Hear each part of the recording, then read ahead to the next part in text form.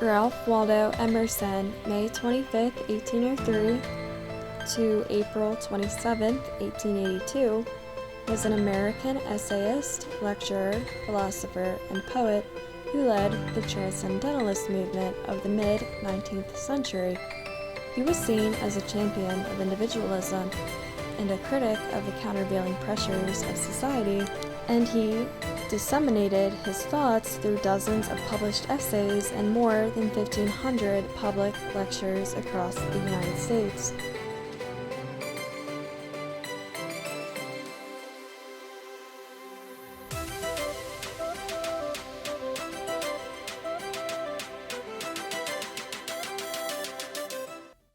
Self-Reliance by Ralph Emerson.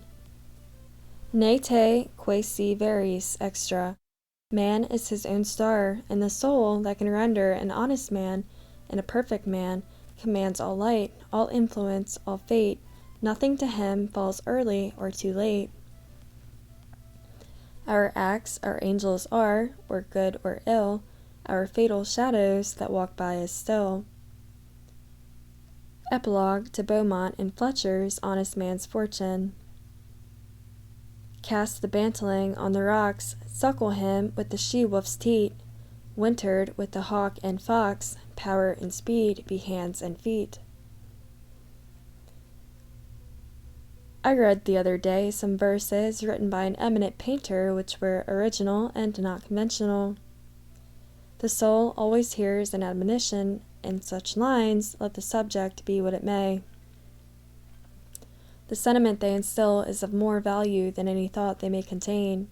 To believe your own thought, to believe that what is true for you and your private heart is true for all men, that is genius.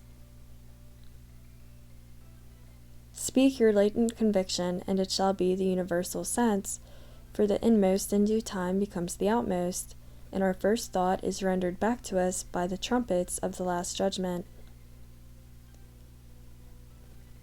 Familiar as the voice of the mind is to each, the highest merit we ascribe to Moses, Plato, and Milton is that they set at naught books and traditions, and spoke not what men, but what they thought.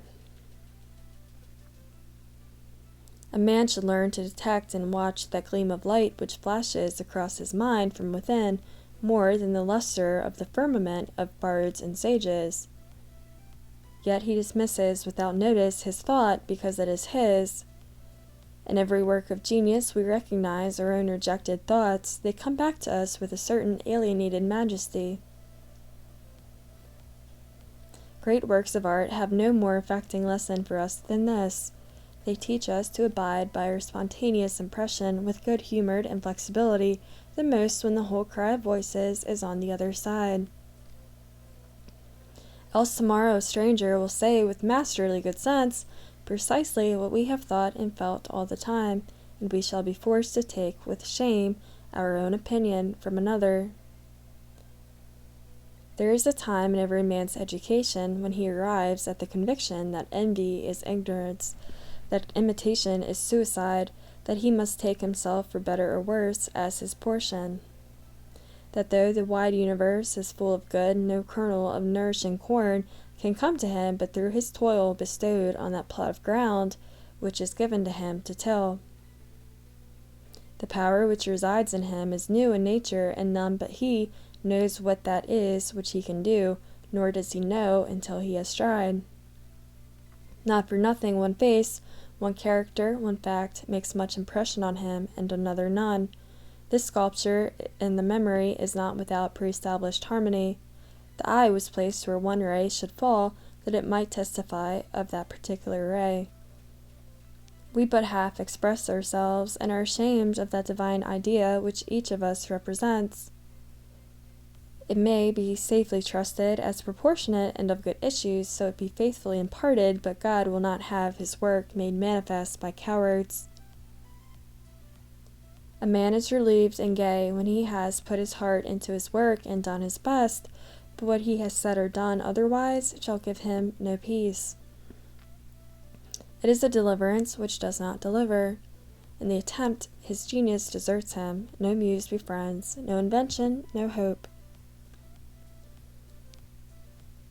Trust thyself, every heart vibrates to that iron string. Accept the place the divine providence has found for you, the society of your contemporaries, the connection of events. Great men have always done so, and confided themselves childlike to the genius of their age, betraying their perception that the absolutely trustworthy was seated at their heart, working through their hands, predominating in all their being.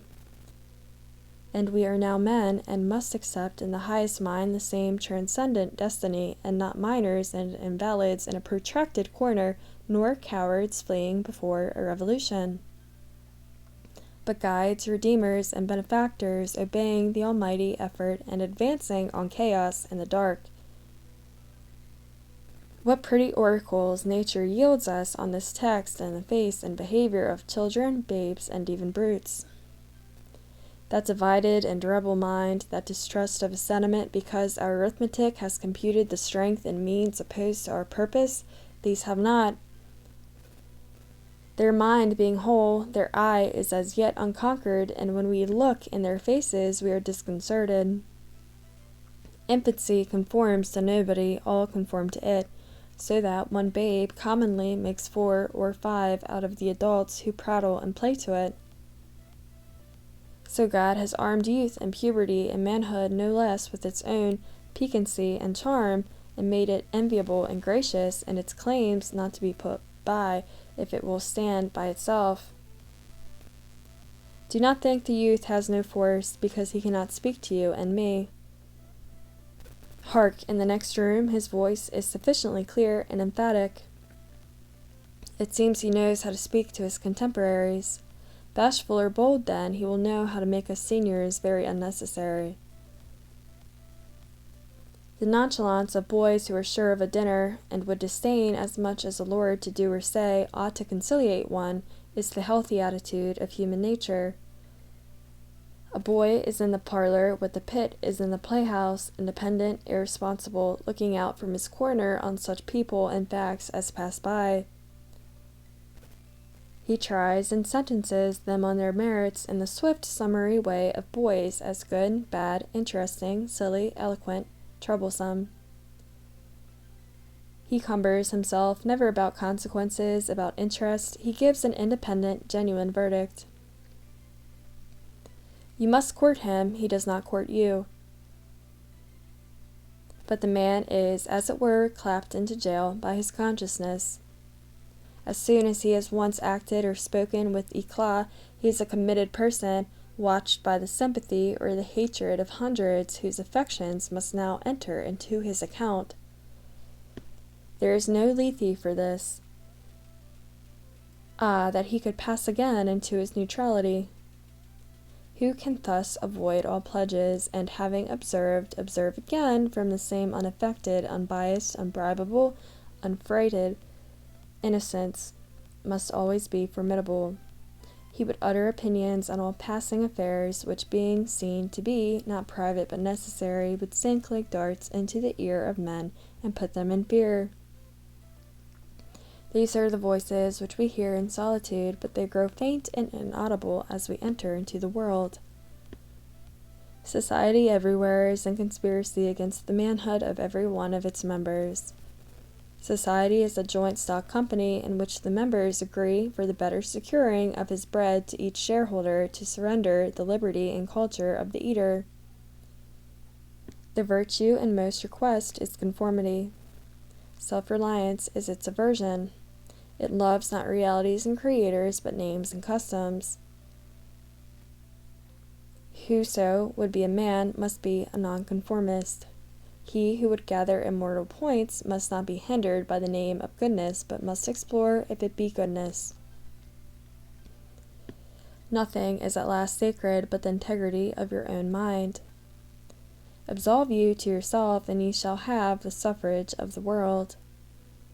I remember an answer which, when quite young, I was prompted to make to a valued adviser who was wont to importune me with the dear old doctrines of the Church.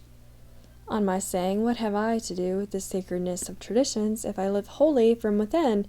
my friend suggested, "But these impulses may be from below, not from above." I replied, they do not seem to me to be such, but if I am the devil's child, I will live then from the devil. No law can be sacred to me but that of my nature. Good and bad are but names very readily transferable to that or this. The only right is what is after my constitution, the only wrong what is against it. A man is to carry himself in the presence of all opposition as if everything were titular and ephemeral but he. I am ashamed to think how easily we capitulate to badges and names, to large societies and dead institutions. Every decent and well-spoken individual affects and sways me more than is right. I ought to go upright and vital and speak the rude truth in all ways. If malice and vanity were the coat of philanthropy, shall that pass?